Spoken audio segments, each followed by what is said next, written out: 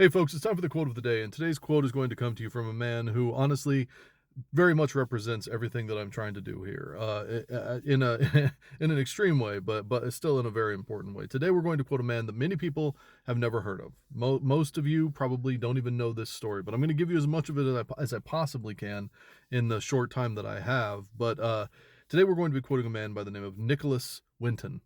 Now, again, most people don't know that name. There is a chance that if you had your finger on the pulse of what was happening back in like 1988, you might have remembered a situation. He's been talked about throughout time. They did a 60 minutes expose on him like back in like 2014 or some shit like that. This is a man that has mostly gone under the radar. What he's done has mostly gone under the radar, and while I would say it's a shame normally. That's pretty much how he intended it. That's pretty much how he went about his life. Nicholas Winton is a man, he was just a stockbroker. Okay, now I'm going to give you his story. Just stay with me. He was just a stockbroker in England. And before World War II started, was noticing as a young man what was happening, the rhetoric, the things that were happening, the way that the certain party, which I can't say or else the video gets fucked up, how they were moving into different areas. And they had basically started moving towards Czechoslovakia. And he saw this. Now, he had 2 weeks coming up off to get off work. He basically took a vacation. And he went over to Czechoslovakia with the intention of just finding out what he could do to help people there. Because he saw that the people there needed help, but he didn't know what to do. Now, keep in mind, he was a stockbroker. He was doing pretty well financially for himself. But there was no reason. Like, there was no reason and no rhyme other than the fact that he saw that there was a need, like he could be of use there. And so he went to where he could be of use. He went and he tried to help. And because he did that, he went and he saw that there was something he could do. He diagnosed it, he recognized it, and 2 weeks later he goes back to England. And with him he carries a list of children's names. And he goes to the British government and he starts saying, these are children that are in harm's way. These are children that are going to be in mortal danger if we don't get them out of the country. We need to find a way to get them out of the country. And the British government kind of drags its feet, and he reaches out to the American government. The American government literally says, "Now we're good. Thanks. You can keep them. We don't need any Czechoslovakian Jews over here."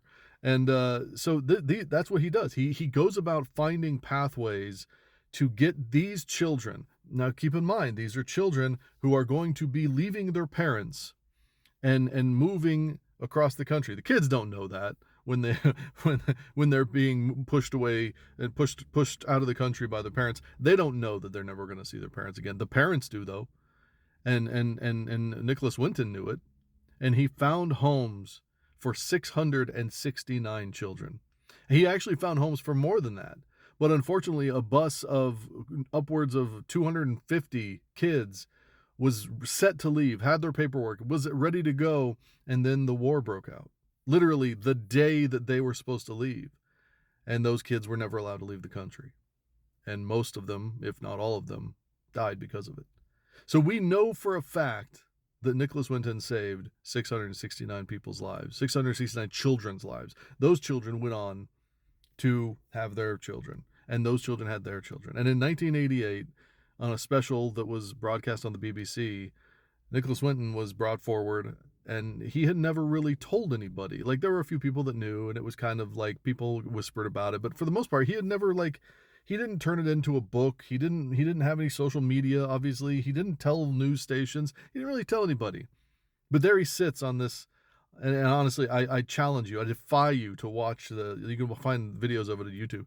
I challenge you to watch it and not fucking bawl like I did. I mean, Niagara Falls over here. I was bawling watching it. And I've seen it a few times, but I cannot watch it without thinking about the profound effect that this man had on the world and on the lives of these people. It was only 669 kids, right? But again, those kids had their kids, and those kids had more kids, and you know, some estimates say that he's got 15,000 people that owe their lives to him.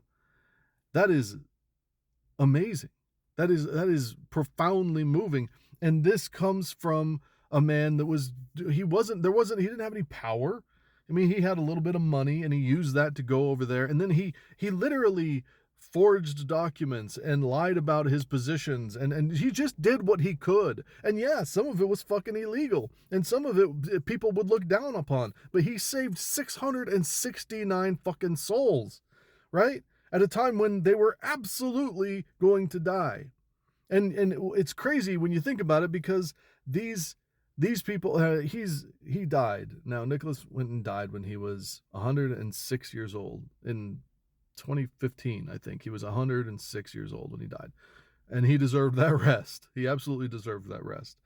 But you think about the number of like, these kids had no idea when they were getting on these trains that they were never going to see their parents again. They had no idea who was helping them. They had no idea that this man had done what he did for literally decades of their life. They were just all of a sudden living in England and growing up with families and that were supporting them and helping them.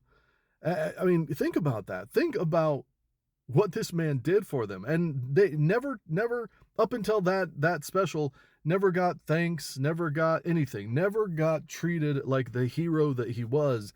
And here's the key to it. He didn't really want it. I mean, he accepted it when it came. He was, he was humble and he was gracious. And he said, this is just what you do. Like, I don't see what the big deal is. Would you not have done that? And here's the sad truth of it. We know now through the lens of history and through what we're seeing in our country today, that a good portion of them wouldn't have done it. That a good portion of us won't do it. And that's what, while he is just your average, everyday, normal person in terms of, means and ways and things like that, in terms of the things that we tend to think of in society as the things that set us apart, he was just your average person. But what made this man special was his heart. And if there is anything that you can learn from what I do here, from what I talk about here, from the messages that I try to convey here, this is the key to it all. You may not be special with the amount of money you have. You may not be special with how hot you are. You may not be special with all of the fucking superfluous bullshit out there, but you can absolutely be special with your heart. And that leads you to doing special things with your deeds. Nicholas Winton was just an average person who saw a need, who saw that he could help, and he did. And he changed the world because of it. That is something special, something profound, and something that on his birthday we should absolutely look at, remember, and lift up as a message of hope and meaning for all of us in this world. It's not about the accolades. It's not about the follower count. It's not about all of this bullshit. It's about the impact that you can make every single day by just looking at a place that may need you and saying, I can be there. I can help. And then doing it.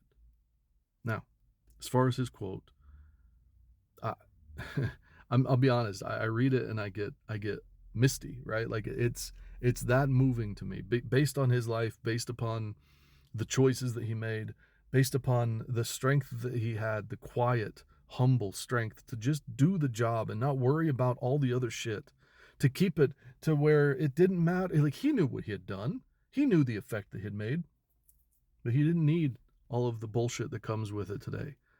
He just did his job. He just did what he did. And after that, he went on to even up until the point where he was like 105 years old, he was opening up old folks' homes and things like that. He was always helping, which leads to the quote, and it's profound and it's beautiful. Nicholas Winton once said, if something's not impossible, there must be a way of doing it. Don't be content in your life just to do no wrong. Be prepared every day to try and do some good. If something's not impossible, there must be a way of doing it. Don't be content in your life just to do no wrong. Be prepared every day to try and do some good. This man lived by that. He was that every day, doing something good. I hope that I can emulate him. Happy birthday to Nicholas Winton, a few years after his death. To the rest of you, take care of yourself. Take care of others. I'll talk to you soon.